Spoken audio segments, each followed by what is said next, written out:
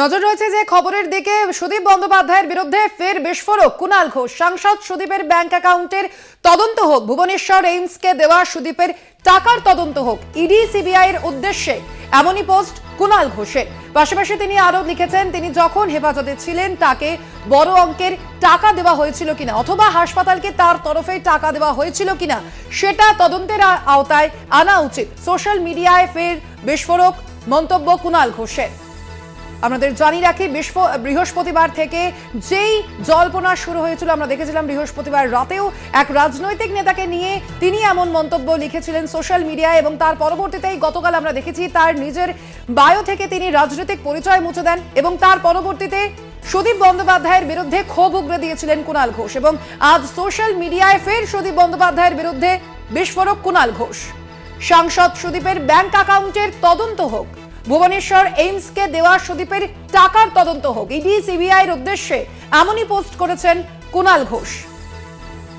পাশাপাশি তার আরো মন্তব্য, তদন্তের স্বার্থে সুদীপকে গ্রেফতার করা উচিত। সুদীপ বন্দ্যোপাধ্যায়ের বিরুদ্ধে ক্ষোভ উগরে দিয়ে মন্তব্য কুণাল ঘোষের। এ বিষয়ে আমরা আরো বিস্তারিত জানবো। ফোন লাইনে রয়েছেন প্রতিনিধি দেবাশিস সেনগুপ্ত। দেবাশিস, কোথাও গিয়ে মনে হচ্ছে অর্থাৎ যে কুণাল ঘোষ এবং সুদীপ বন্দ্যোপাধ্যায়ের মধ্যেকার যে দ্বন্দ্ব তা কিন্তু ক্রমশই বাড়ছে। জায়গায় দাঁড়িয়ে গতকাল থেকে যেভাবে সুদীপ বন্দ্যোপাধ্যায়ের বিরুদ্ধে কুণাল ঘোষ বলে যাচ্ছে, তার এক্স চ্যানেলে যেভাবে তিনি সমালোচনা করছেন তা নিয়ে তিনি দলের মধ্যে রীতিমতো অস্বস্তি। এবং কালকেই আমরা দেখেছি, কালকে কুণাল ঘোষ এই হ্যান্ডেলে তার বিরুদ্ধে বক্তব্য জানানোর পরেই কিন্তু তিনি তার দলীয় সেই পদ অর্থাৎ তিনি মুখপাত্রের যে পদ ছিল, জেনারেল সেক্রেটারি পদ ছিল, সেই তার তিনি উইথড্র করেছে, অর্থাৎ সেই পদ তিনি ছেড়ে দিয়েছেন। এবং তারপরে আবারও আজকে নতুন করে আবার তার সেই হ্যান্ডেলে একইভাবে সুদীপ বন্দ্যোপাধ্যায়কে আক্রমণ, এবং এই আক্রমণটা আরো বেশি আক্রমণাত্মক। এবং সেখানে তিনি যেটা বলেছেন যে সুদীপ বন্দ্যোপাধ্যায়ের এমপি থাকাকালীন তার ব্যাংকে যে পেমেন্ট হয়েছিল, ভুবনেশ্বর এমসি তার ট্রিটমেন্ট হয়েছিল, সেই পেমেন্টটা কে দিয়েছিল সেই চিকিৎসার টাকা? তিনি নিজে পেমেন্ট করেছে নাকি অন্য কেউ সেই টাকা পেমেন্ট করেছে? সেই টাকা কয়লা কেলেঙ্কারি কিনা তাও তদন্ত দরকার।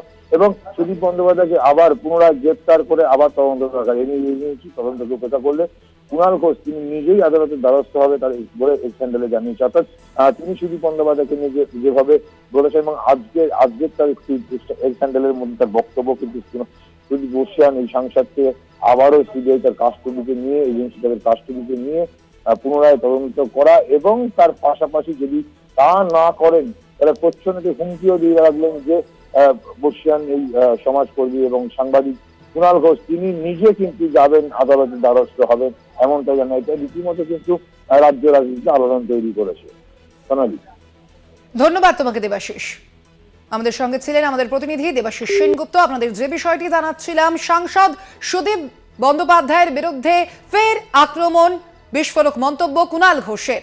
সুদীপ বন্দ্যোপাধ্যায় বড় মাপের শাহজাহান, এমনটাই মন্তব্য করেছিলেন গতকাল কুণাল ঘোষ। বিস্ফোরক মন্তব্য করার পর তার পাশাপাশি উত্তর কলকাতার সাংগঠনিক বৈঠকে না ডাকায় ক্ষোভ উগরে দিয়েছিলেন সুদীপ বন্দ্যোপাধ্যায়ের বিরুদ্ধে কুণাল ঘোষ। গতকাল তিনি কি বলেছেন শোনাবো আপনাদের। সুদীপ বাবুর ডাকে নিয়ে আমি কি করবো? আমি দেখতে খারাপ, সুদীপ বাবুকে দেখতে বেশ সাজান ভাব আছে, আবার দাড়ি রাখা, সুন্দর শাহজাহান, বড় সড়ো শাহজাহান, বড় মাপের শাহজাহান। তো উনি আমাকে ডাকেননি, ওনার ইচ্ছে। এই দলে আছি, দলের একজন সৈনিক ছিলাম, আছি, থাকবো।